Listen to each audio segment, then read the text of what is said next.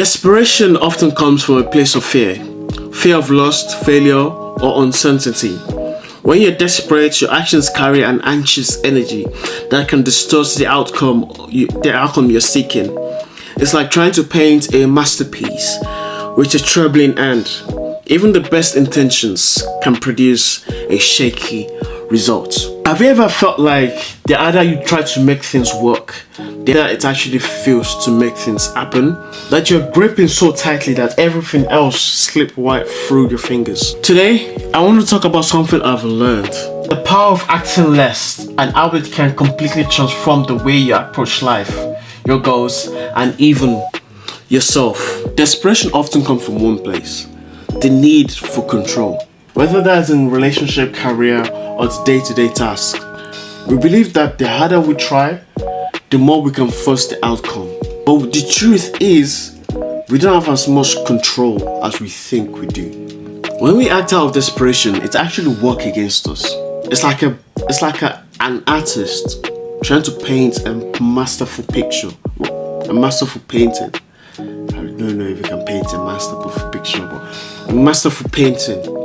But he has an anxiety and fear of how the things are going to turn out. And because of that anxiety and fear, it ends up not being the way he wants it to be. And in school, there's something that my teacher always tells me. Mistake, I can't remember what the saying was. Mistake, I can't remember. But the idea was, once you make a mistake, it's not the end of the world. Just be creative and add it to the process of whatever you're forming. And that's how it is. You have to lose the anxiety, you have to lose the desperation, the need for control, the need for something to go exactly as you want it to be. Because once you have that need for it to go exactly as you want, it tends to have an energy of anxiety. And that creates the shaky fingers, shaky hands for the artist. The picture that you're trying to paint doesn't come out as squeeze it as you would love it to be. The anxiety is the shaking hand. This is what makes things really frustrating and really, really vexing. And it's that the less control you try to have, the more things just become.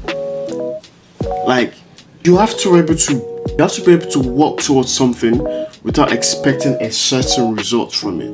The more you let go, the less control you want to have for the outcome of something, the more pure your actions become. Detachment doesn't mean not caring or giving up. It's quite the opposite. You have to detach from the results, from your desired results, and you have to attach yourself to your actions. The more pure you want, the more focus you put to the purity of your actions, the more you'll get out of the results. I don't know if I said that correctly. It might be I hope I explained myself. The more you get what I mean. It's like planting a tree or something. Like it's like planting a seed. You put it in the ground, you water it, you let the sun do its thing, you let it do it. You don't go over it and yell, grow fast, I want it now, grow fast, I want my watermelon now, give me my watermelon, you piece of. You trust the process, you let it grow. That's not anxious, you don't, like, you put it there and you let it do its thing.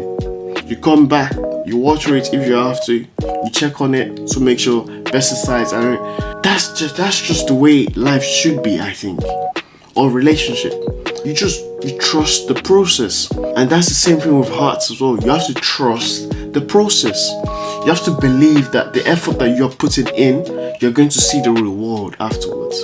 You have to trust the process. As long as you're doing what you're meant to do, the process will be right.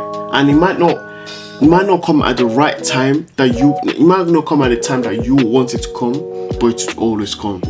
I've ever noticed that when you're anxious, you make more mistakes.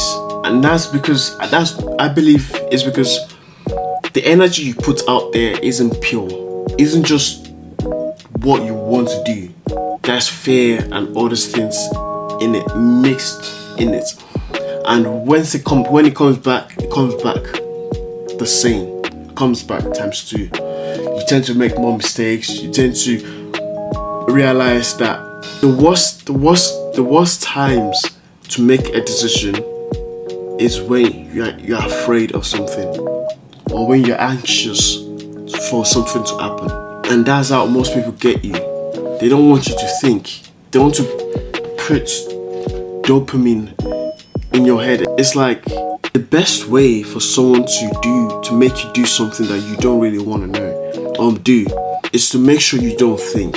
Is to make sure you're not in the right energy space. They are trying to make you as emotional as possible, and then make you sign the contract under those emotions. They'll make you excited.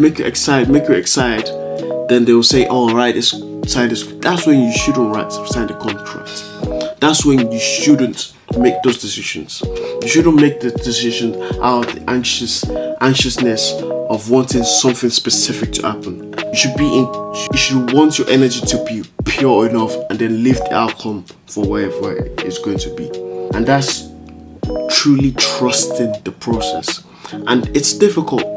It's difficult because we all have ambitions. We all have things we want. We all have a life, a specific way we want to live our life, and a specific someone who we want to live life with. And it can be difficult for us not to be anxious about how things are going, or how it's difficult for us not to be anxious if that tree, if what we're planting is ever going to grow.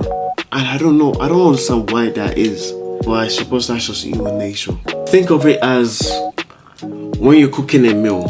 You might get all the recipe right, you might get all the ingredients right, you might get all the steps right, but you're too stressed. When you're too stressed, it doesn't taste right.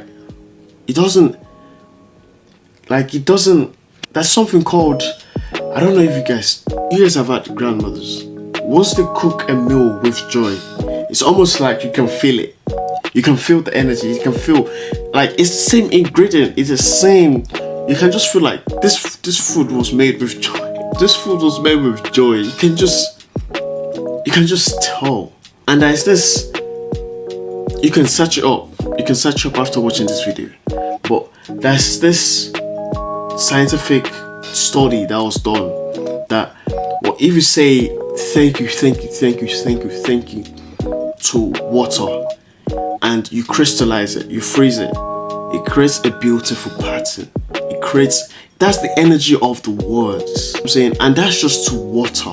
Imagine the energy you're putting in the universe. And I know a lot of people don't really understand, or don't really want to agree that energy is out there. I believe prayer is also a form of energy. You're trying to put the energy out there to the universe. But most people don't even believe what they're praying or believe in what they're saying. You have to truly believe it.